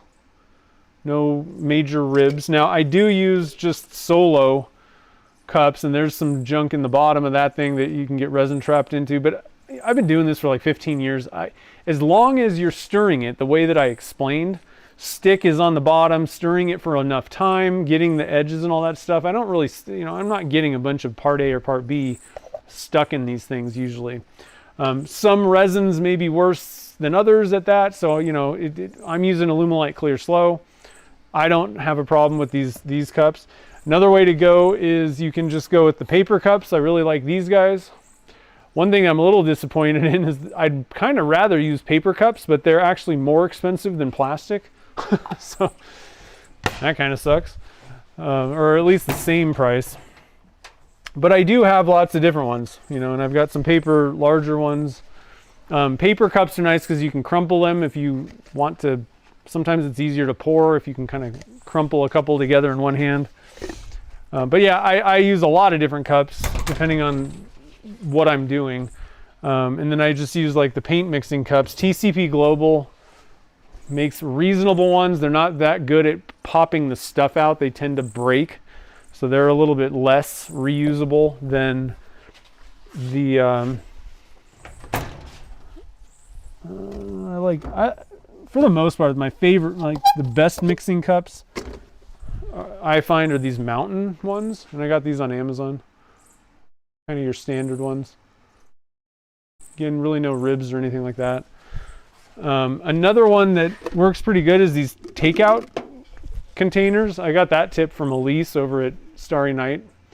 These work pretty good, and compared to especially the TCP Global, again, we were talking about the size of your cup and how much the resin heats up. So there, the same amount of resin, like 200 grams of resin in this thing, is going to heat up a lot slower than 200 grams of resin in this one because it's more condensed, I guess. I don't know what the word is, how to explain that, but having a more compact, having the resin in a smaller ball, it's going to heat up faster during the working time. So I like the TCP Global cups strictly for if I need to pour like a pretty big amount of resin, like I want to say 700 or 800 grams. This will hold that.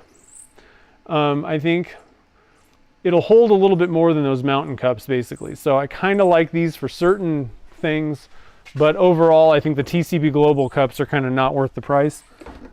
And then these two compared, a lot of times I'll pull one of these things out if I'm going to be leaving one color in, just because again, the size, even the difference between these two is there's a slight difference, but this one will heat up a little bit faster. But I think that the mountain cups, these ones let you peel the resin out a little bit easier. So and these are great because they're reusable. So I think paint mixing cups are probably the best way to go generally for most things. But when you're breaking it down to smaller cups to pour out of, that's where you got to kind of look and see, what's the price? What's the, is there ribs or any of that kind of stuff? And there are different types. I mean, some of them have a lot of ridges and stuff like that, and resin will get trapped in it. But this one's pretty reasonably flat for the most part. The number on this is TP16D. I'm going to type that in. I don't know if that's relevant or helpful. The thing is, I know which ones I bought, and then I just rebuy them kind of thing. So TP16D, is that right? TP16D. So that's the number that's on the bottom. You might be able to look that up if you want to look for these. I don't know that they're that much more special than anything else though out there. you know. All right, so I want to wipe my stir sticks off, get them ready for the next round. Man, that computer is driving me nuts. Soon I will have a new one.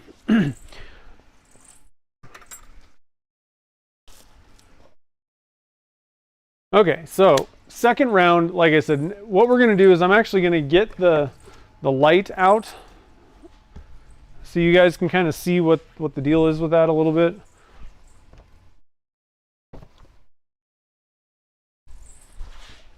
I'm just going to put this guy down.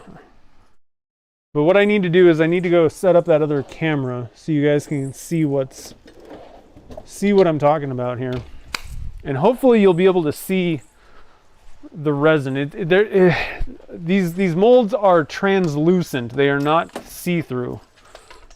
So, and I don't know of I don't personally know of a silicone that is like see-through, like transparent. I don't think that exists. Might be a little harder than I was hoping, but possibly you might be able to find something.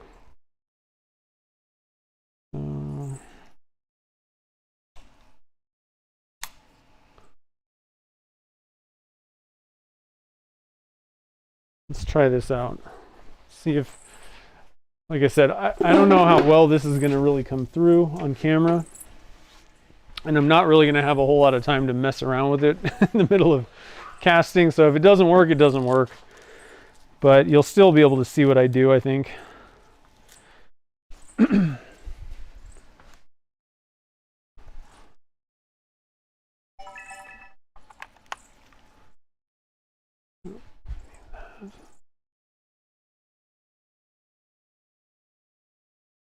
The other issue is it might be kind of blown out, but so here's what I use is I have a pretty bright little LED light, little panel thing.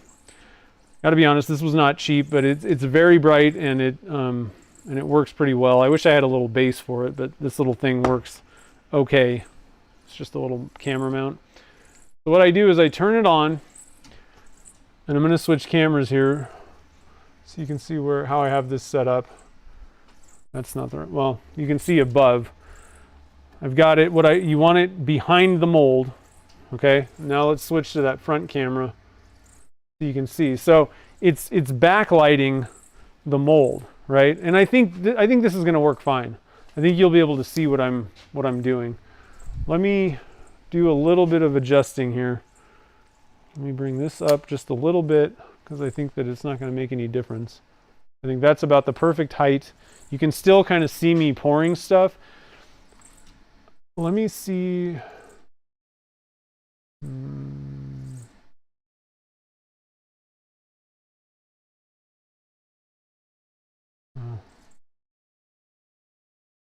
Trying some different.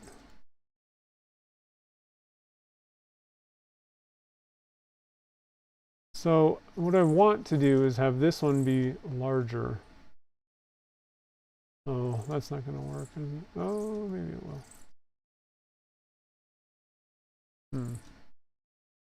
Oh.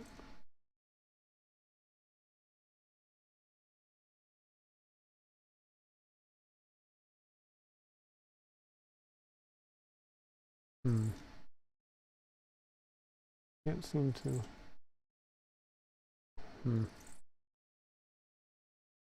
Why doesn't that work?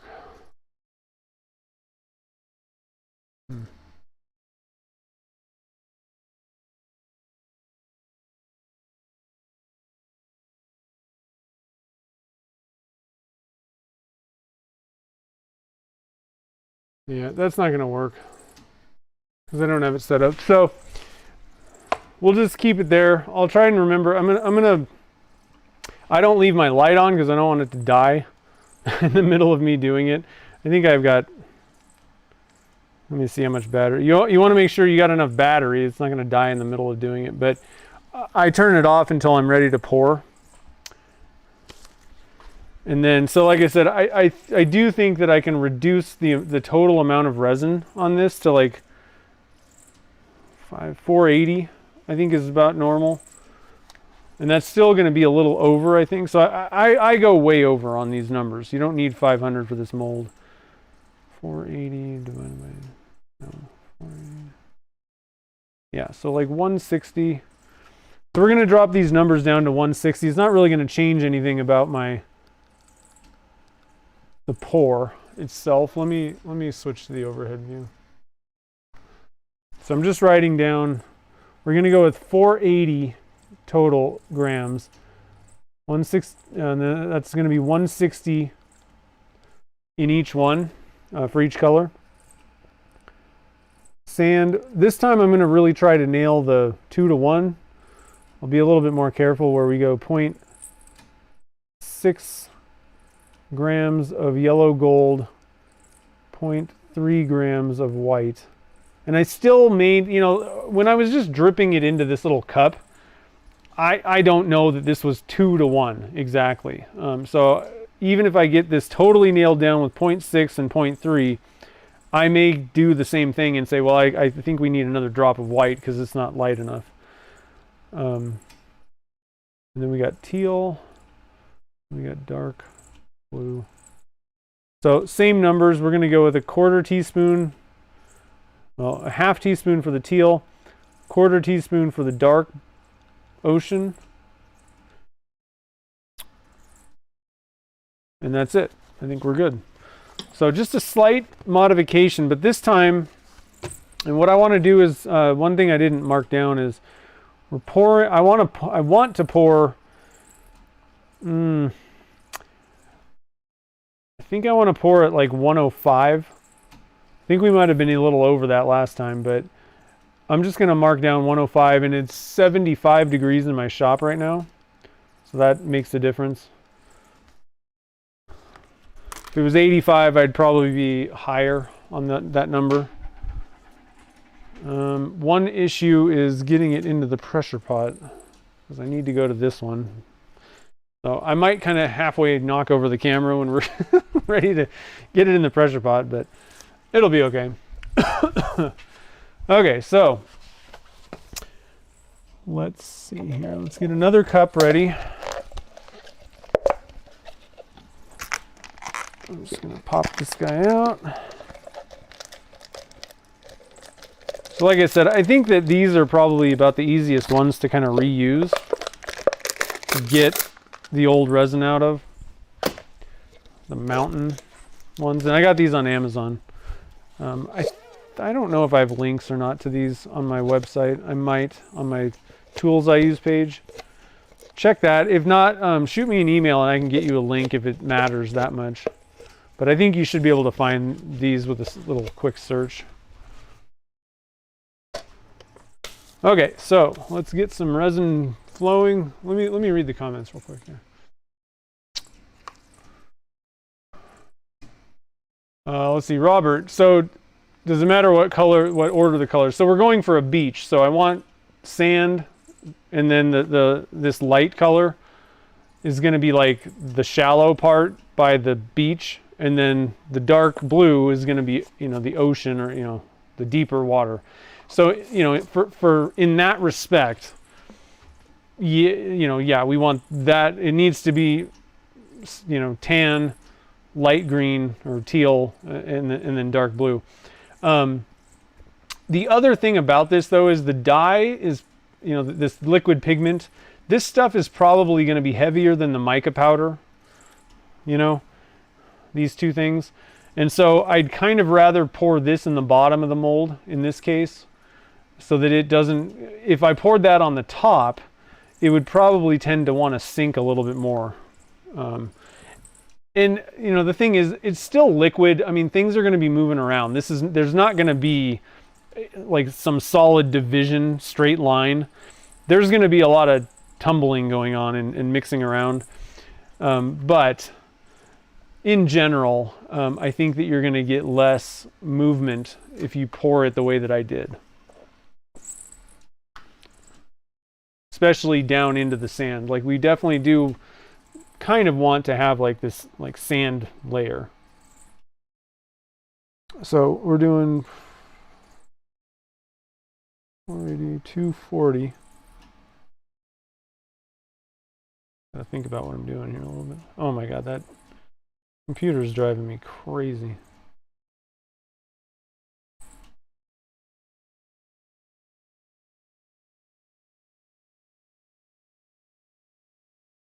I actually bought a computer a long time ago, like, I mean, over a year ago, to replace this one, but I liked it so much in my little office area that I was like, I think I'm going to leave it there. And the other one was working still. But at this point, we're done with that.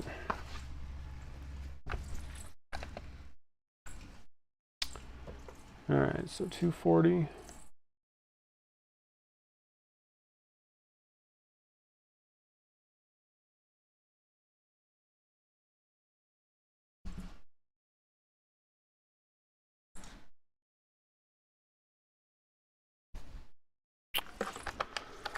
Okay, just gonna get my 2 cups ready.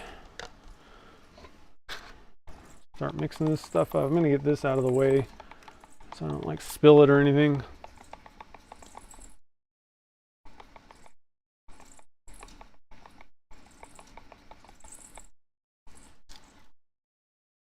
Yeah, I'm anxious to see how these things look. Kimberly, I think it was, yeah, Kimberly said those will be so tropical. I don't know. I really like the colors. Sometimes it's kind of funny. Like you really like this color combination, like the 3 different colors or even them kind of together, but in the end they may not look good. And sometimes it works perfect. And then sometimes you got 3 colors that you're like, oh, those don't even seem like they would at all go together. And then you get the final blank and you're like, wow, that worked out good. So I never totally know what to expect.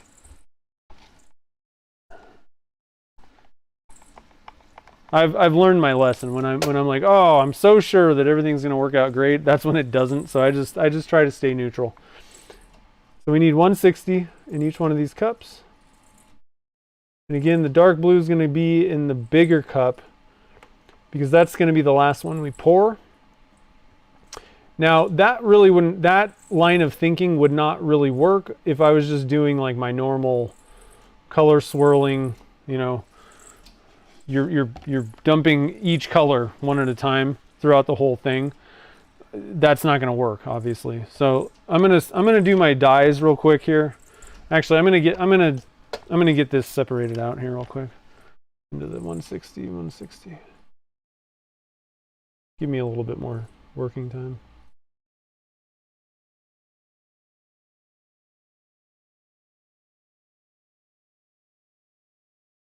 Okay, we got our 3 cups. Now, I'm going to try to get this die to work, not go over this time, and see how this ratio works out. So 0.6 grams.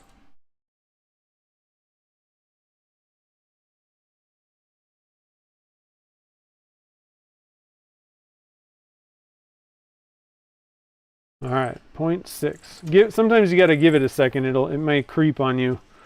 That scale may kind of go up a little bit. Oh, now it went down. So you got to kind of keep your eye on those scales. They're always messing with you. Helps to open the bottle. There we go. That ought to be 0.6 for sure. Okay. Now, make sure my bottle is closed. Shake up the white. And this time we want 0.3.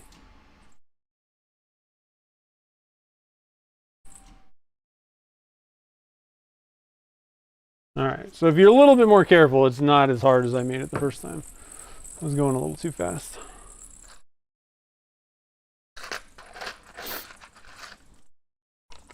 All right, so let's see how this turns out at the correct color ratio that I was going for at the beginning. And we have our little sample cup so we can kind of compare. think it needs to be lightened just a little bit. So I think it's more probably like 0.6 to 0.4 grams. It's going to be very difficult for me to get 0.1 gram. You know, that's what I'm just talking about with dyes. Sometimes you need 1/10 of a gram, and okay, you know, it's kind of hard sometimes. So again, I would say this one's just slightly more, slightly lighter. So I am going to put one more drop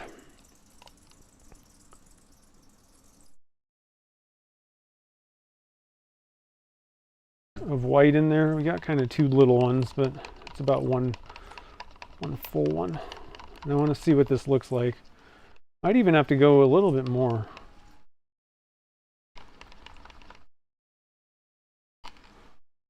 Yeah, I think again, that's why it's tough to get like exact tenths and numbers like that. Dyes can be tough sometimes. It's almost easier just to mix it ahead of time. In some cases, if you know the 2-to-1 thing, you can just mix up dyes, put it in a bottle, and then you're done. And then just add the appropriate amount to the resin. But we don't fully know the ratio yet. Frankly, I really think that this needs to be just a little bit lighter. The eye test is telling me we're not light enough. So I think maybe even like 0.6 to 0.5. Might even be almost 1-to-1. Geez. One other factor with this is I'm doing it by weight, whereas I kind of did it a little bit more by volume that first time. And the white is probably heavier total than the just tan. So that's another caution. You know, if you're just doing things, swapping back and forth between volume and otherwise, volume and weight sometimes doesn't always work out for you. 2 drops is more of kind of a volume type thing. 2 drops to 1 drop, and there's no real, like, you know, how big was each drop? I don't know. So I'm not surprised that things might be a little bit not exactly working out with that 2-to-1 thing.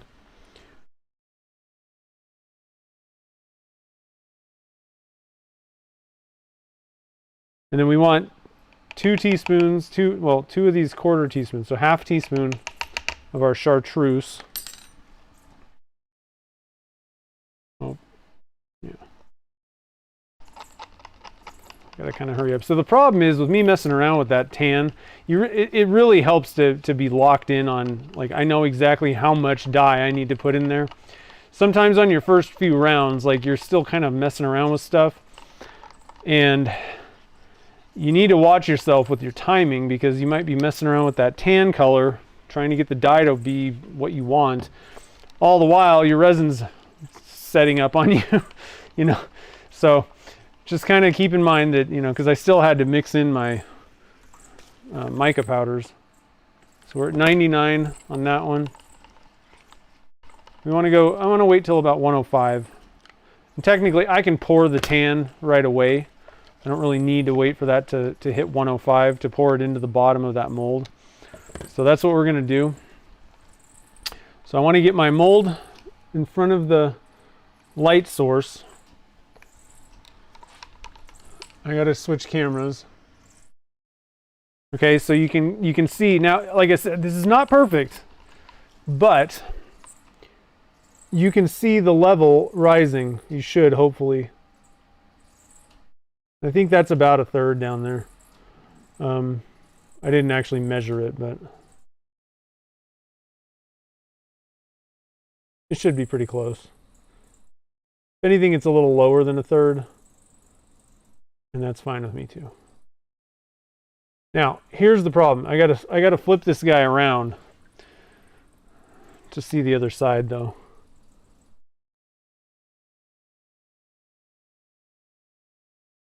You need to mark this, and that's something I didn't really show you guys. I already had these marked, but you're going to need to mark these things out divide them up into, you know, your thirds or halves or, you know, whatever. Even cooler if somebody made molds that actually had these division marks built into the casting. All right, so we got our tan done, but you can see there's still some left. Like, you know, I dumped all of it out last time. Now this better be over 105, 108, so that's perfect.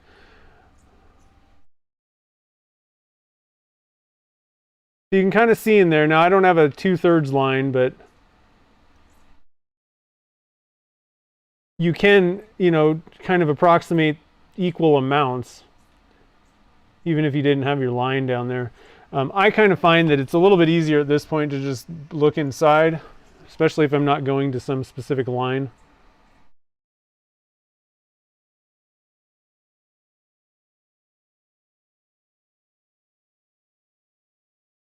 But it is really hard to tell, you know, the height.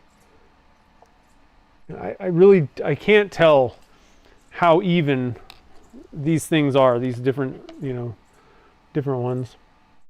And this one I'm going to kind of pour a little bit lightly.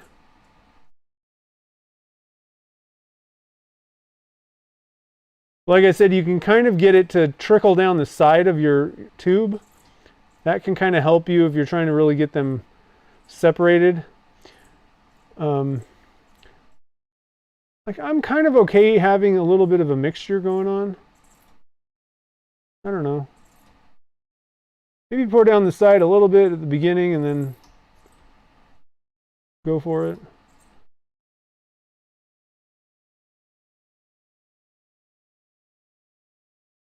Starting to kind of run out of blue here. So, you know, it really does help to know how much resin you got there, you know. I think I'm going to actually add just a little bit. This one's going to be kind of mixed up a little bit, but I need to get some of this blue in this other.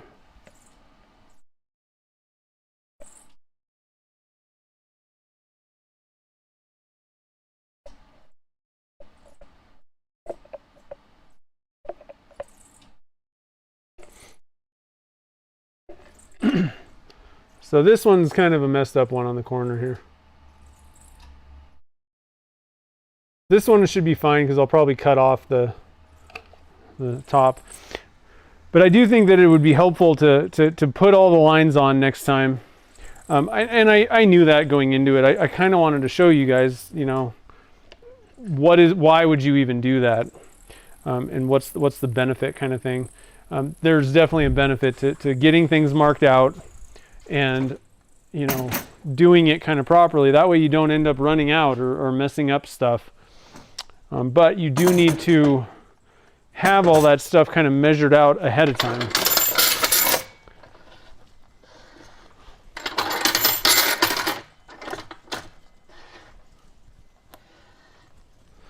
You definitely don't want to start trying to mark up the side of a mold in the middle of the pour. So make sure to get everything kind of prepped, ready to go. And that way it just goes a lot smoother, you know. I'm going to just top, well, yeah, that's fine. I do have another mold here, so we're going to pull this little guy out. And what I'm going to do here is I'm going to wipe off my sticks first. I'm going to turn this light off also. I don't need to look at that anymore.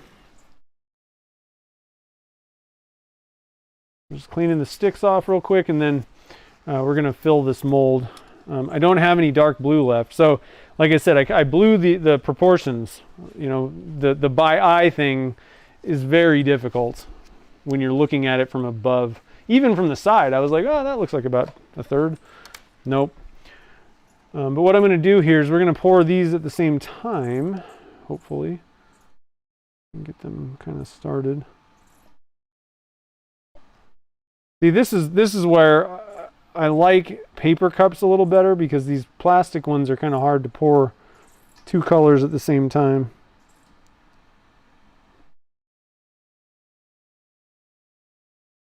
Kind of. You can do it. It just takes a little bit of...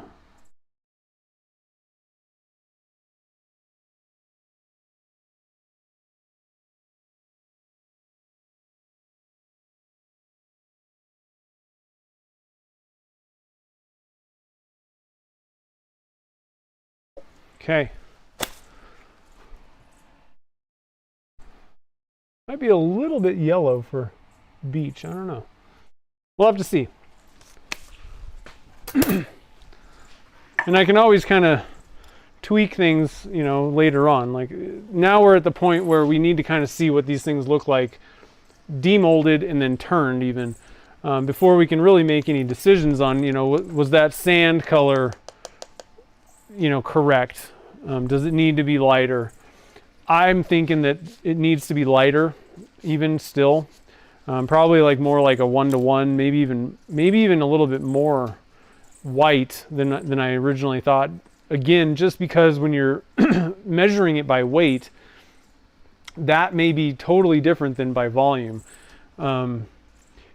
Like for instance, if I would have had this cup on the scale, and I did a couple drops of the tan and then 1 drop of white, based on the numbers, I might see that, oh, actually it ended up being 2-to-1 by weight, white to tan. So you never know. You know, you got to kind of play around with some of this stuff. But the biggest thing is with casting, you know, it's really difficult to nail exactly what, like you got a picture in your head, and for you to just nail it right out the gate, is really tough. Most of the time things don't turn out the way that I really wanted them in my head. Sometimes I get lucky. Now, the more that you do, you know, like the more practice that you have at it, the better you're going to be at doing that kind of stuff. You'll have more data points. You'll know this isn't going to work, you know. And a lot of times it really comes down to how many failures have you had, or it doesn't even have to be like a failure, but you know, you were going for something and it didn't work, but this is what the result was. The more of those things that you know, the better you can be at kind of figuring out ahead of time, like what you really need to do to get the result you want, or at least what not to do, you know, bare minimum. So it's pretty fun though. The more you do, the more you learn, the better you are. All right, so let's see here. Is there any other questions? Yeah, the beach effect. And like I said, I'm not expecting this to be like perfect. It's going to be all kind of jumbled up. We're not stirring it. That, you know, that's the main thing. We're not going to stir it up. That would just create, you know, these colors kind of mixed together, and that's fine. They're still going to be mixed together. It's not going to be this like 3-division pen blank, I don't think. I think it's still going to be, you know, fairly kind of churned up a little bit in each one of those divisions, let's say, or stages. And it's still, you know, some of these things may be a little heavier than another, and you still may get these drips. What blows my mind is you could pour it as careful as possible, and it looks like you've literally laid the third color or whatever, you know, almost perfectly, where it's just kind of just sitting on top of that second color, and it'll still somehow things will move around on you, and you'll get, you know, maybe that top color in the bottom. So I'm not guaranteeing, there is zero guarantee that these are like separated into thirds. Another interesting way to do this would be with a split cup. That I actually thought of this. You could do a beach type thing, you know, have tan, turquoise, and then dark blue, and do it this way, and you would get kind of but it would be vertically 3 different colors. So I don't know that would really scream beach either. But there's lots of different ways to do this. The split cups are really an interesting and fun way to go. And we did a few experiments with those things. If you are kind of new or didn't see those, definitely check those out, because those surprised me a lot more than like dirty pours, just kind of dumping things together. that never really worked. I wasn't super thrilled about the dirty pour thing, and you know, there may be better methods of doing it or techniques or whatever that I didn't do and don't know about, but the dirty pours weren't that exciting to me for the most part. The split cups were. I found them to be pretty useful, and they do kind of work the way that you're hoping that they kind of work. They do separate those colors out pretty well. So definitely check those things out if you want to see some examples of the split cups, which are all they are is that I just 3D printed these things, these cups with a division in them, and you can even find split cups, I think they call them, or you know, whatever, something similar in just a silicone on like Amazon and all kinds of stuff. Look for like Resin Art split cup or multi-cup. Search for that stuff on Amazon or wherever, and you can find those. So you don't, even if you don't have a 3D printer, it's kind of nice if you have a 3D printer, you can just print out these files are all over Thingiverse and wherever. So you can just print one on your printer and you're good to go. You're going to have to eventually toss them out. Let me see if I can find it.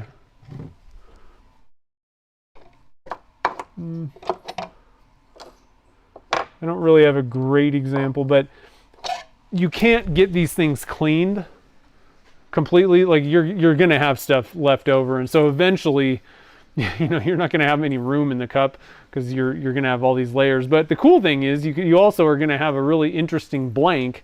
If you just turned the outsides of this thing off, you'd have kind of an interesting looking blank of like Fordite, basically. We'll have to call it like Resinite or something, Alumilite. So let's see here. Anything else? Any other questions or anything before we get going? So big thank you again to Bullseye for hooking us up with that giveaway. And the discount code is still good. It's basically for your next purchase. I guess I forgot to mention that. So the discount code is ResinWorks15. I'm gonna drop a link. I should have I think there might be a link in the description already, but if not, that's still going, and it's basically on your next purchase. So it's kind of a one-time use deal, but when you order something, if you haven't used that code yet, you can save 15%. I don't think it's ending as far as I know. So here's a link to Bullseye Turning Supply. Check out their kits. They're really good. I was very, very happy with that Olympic pen. The kit was excellent to work with, and it really made a nice looking pen, I thought. So check them out. Big congratulations to Kim for winning the giveaway. And then don't forget, we got the code blue pen blanks, the black, blue, and then some white streaks here and there. Those are brand new, and again, they're kind of inspired, or the idea was for law enforcement folks, similar to the code reds. So kind of offsetting, kind of, you know, I don't know, first responders type blanks. I think they'll make some pretty cool pens for some police officers. But those are brand new, and they're available on my website. I'm a little bit low on inventory, so keep your eyes peeled. I think there's only one kitless length right now, but after the stream, I'm going to be making another batch or two of those, and then I already made another batch of the regular length, so it should be pretty cool. Ken's asking, I get 10 gallons of, I think it says gallons, 10 gallons of Alumilite. Does part B get yellowed? No, it shouldn't, typically. But I mean, you know, how long, if it's sitting on your shelf for 15 months, okay, it might. At that point, they have a very short, you know, Alumilite Clear has a pretty short, what they say is the shelf life. I think it's like 4 months. So that's a good question to bring up. You know, you need to buy as much resin as you think you can get through within that shelf life, you know, period. But it shouldn't yellow unless you're like leaving it outside or something like that. One thing to keep in mind also is if you're like storing stuff in a garage that has windows, do be a little bit careful about that. And even direct exposure from fluorescent lights, that has UV light in it that could affect things, let's say. So not a bad idea to kind of keep your resin kind of covered a little bit. I don't do that, and I don't get yellowing. But if you're gonna, if you're like, okay, we're gonna be pushing this 6 months, maybe a little bit longer. One thing that'll help, keep the temperature cooler. Don't leave it in a shop that's, fluctuating up and down wildly, or extremely hot or extremely cold. That's not a good place to store your resin. But try to keep it kind of covered as well. And that should kind of help out a little bit, maybe extend the life a bit. You can even put it in, if I have one of these little mini fridge or freezer things, and it's not for food or anything like that. It's for resin, basically. I don't store my 10 gallons in there, but I do store cactus juice, and I store my Alumilite white in there, and so other things. And I have some extra gallon jugs on the way, because I've never kept Alumilite clear slow in a fridge, but I think I'm going to start doing that just in case. Like, sometimes you need more time, and that's an easy way, just chill it. But you don't want to put it like super cold like a normal fridge. Like, I've got a little temperature gauge thing. This keeps it at about 55. And I think that's a pretty reasonable number to keep it at. I don't think that's too cold, but it's definitely going to keep it cooler than, it's 75 in my shop. So if I pull that out, it's going to give me a lot more working time. So the couple of random other little tips and things. But it shouldn't yellow. Sometimes you may get resin sent to you that looks yellow, kind of. It's like in the jug, you're like, whoa, that's like yellow. That may not be a problem. A lot of times what that is they used different, they don't always use the exact same, like, what do you call it? Like ingredients or like, whatever, ingredients, let's say. Sometimes they source things like the raw materials. Sometimes they're sourced at different places, and it could look yellow in the jug. The test is, if you just mix part A and part B, you're gonna have to waste a little bit of resin, but test it out to make sure that it's not, when it cures, yellow. Because if it is, as long as it's curing clear, then it doesn't matter what it looks like in the jug.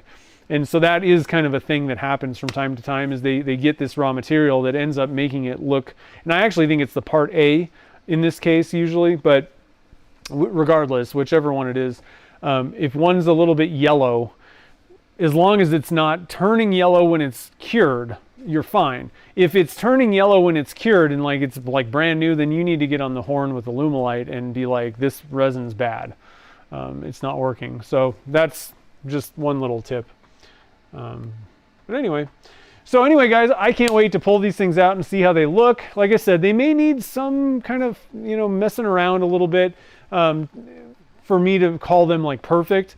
But we'll have to see what these results look like. And then these guys are going to be going into the Pen Blank Club subscription next month. And so, like I said, there's a couple spots left. I'm going to drop a link. There's links to the Pen Blank Club, to the Code Blue pen blanks, and all kinds of stuff in the description, but there's one in the chat as well if you want to join the pen blank. It's two pen blanks a month. These ones are going to be kitless, so I'm going to be mixing and matching different, kitless length as well as the standard. We're going to do some other like square ones here and there. Should be pretty fun. I'm excited about the Pen Blank Club, so I don't know. I would join it personally. So anyway, guys, I hope you have a great rest of the weekend. Hopefully it's not too hot or too cold where you're at. It's pretty chilly here, but it should be okay.